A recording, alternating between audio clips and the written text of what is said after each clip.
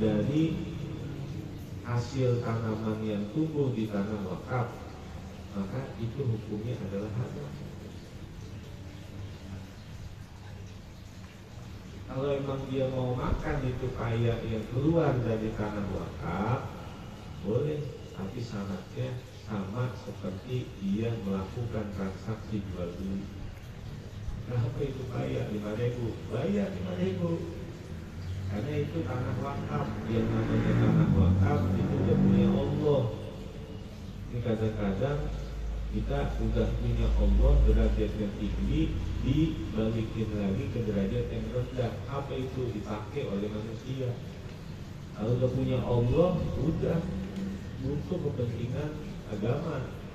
Ini kadang-kadang punya masjid dipinjam untuk kepentingan pribadi.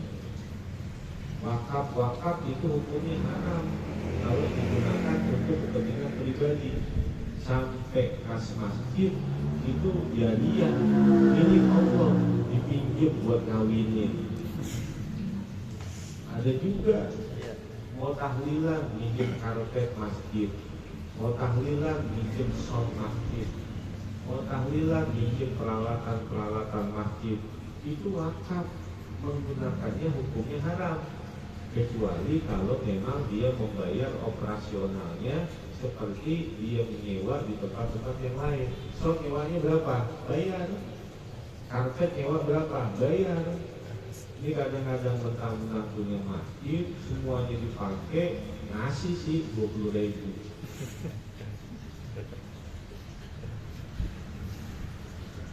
Kas masjid dipinjemin buat ngawinin. Banyak yang model begitu. Haram, karena itu wakaf. Ala khilafi masyaratul waqifu, atas hal-hal yang berbeda seperti apa yang telah mensyaratkannya orang-orang yang mewakafkan. Diwakaf disalahgunakan. Kalau kita lihat masjid,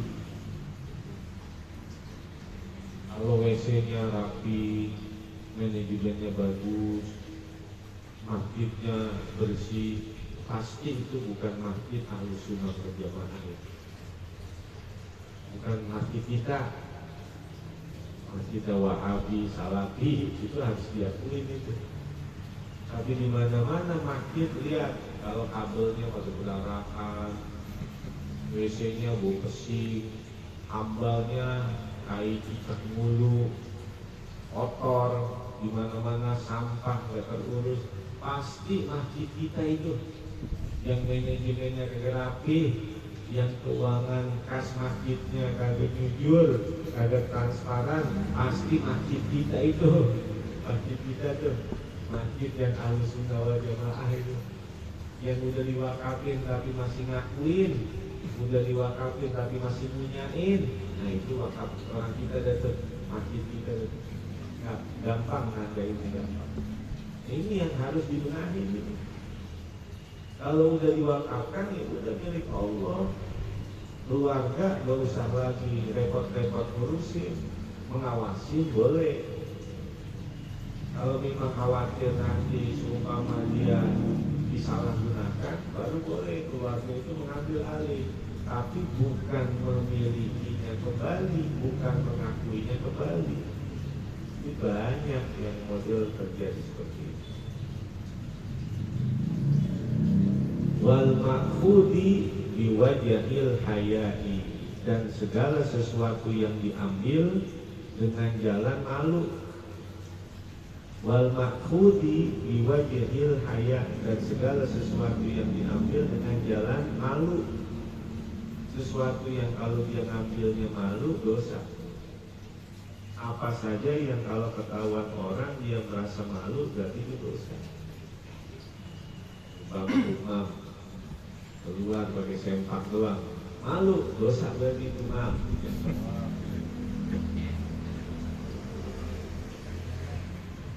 Jadi apa saja dia ketika mengambilnya haram, mengambilnya malu, itu haram. Kan ambil sedikit gitu, bukan milik kita. Kalau ketahuan orang malu, jadi dosa. Al-ithmu mahaka binafsik. Yang namanya dosa itu adalah sesuatu yang membuat hati gak nyaman. Lihat kucing, kalau dikasih ikan, kucing kita kasih ikan, itu makannya tenang. Kenapa? Kucing tahu ini halal, kucing tahu ini baik, makannya tenang benar. Dia kata geledek gede banget juga tenang aja dia. Lebih makan biasa. Tapi lihat kucing kalau hasil dari mencuri, ngambil ikan boleh nyolong, makannya tengah tengok, ada jatuh suara dikit lari dia ketakutan. Karena kucing tahu itu hal-hal yang gak baik. Hati juga sama begitu, nggak bisa dibohongin.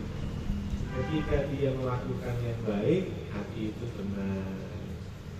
Coba kita kalau ngaji, kan tenang. Kenapa? Karena itu kebaikan. Saking nyamannya dikasih ketentraman, lah mata sampai pulas itu gak biasa. Karena emang saking nyamannya.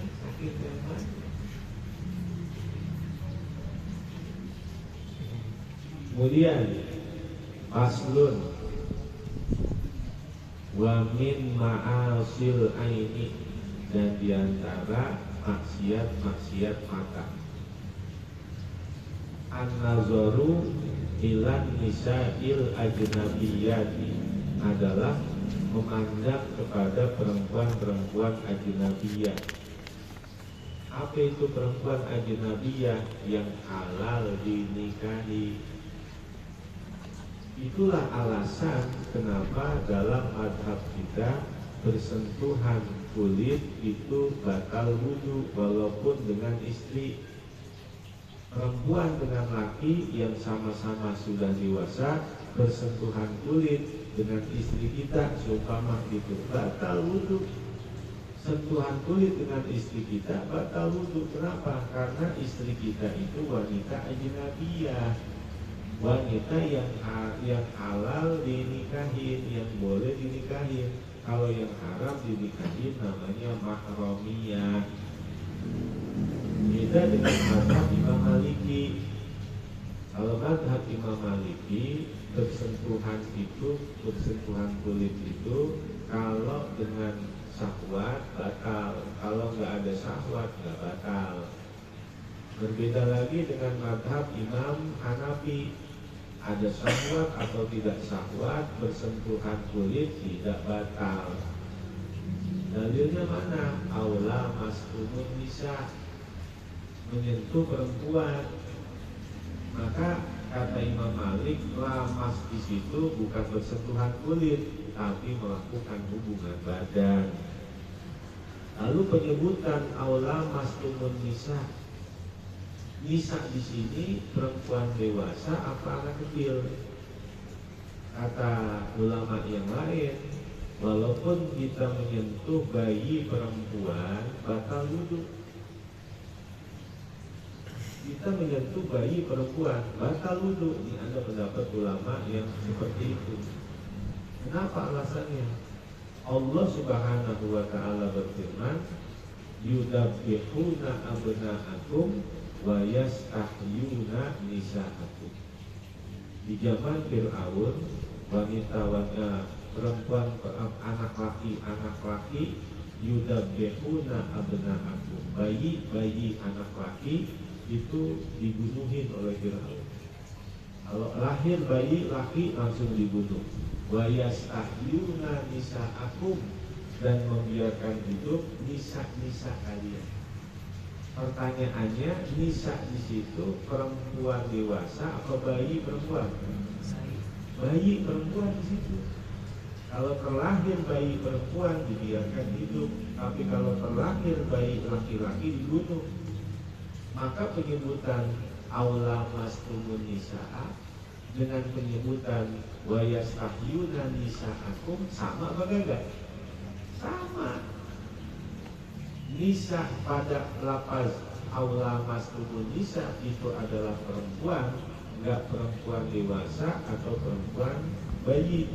maka yastahyuna nisa'akum wa yastahyuna nisa'akum, itu di situ juga penyebutannya adalah bayi. Itu saking hati-hatinya para ulama. Maksiat mata adalah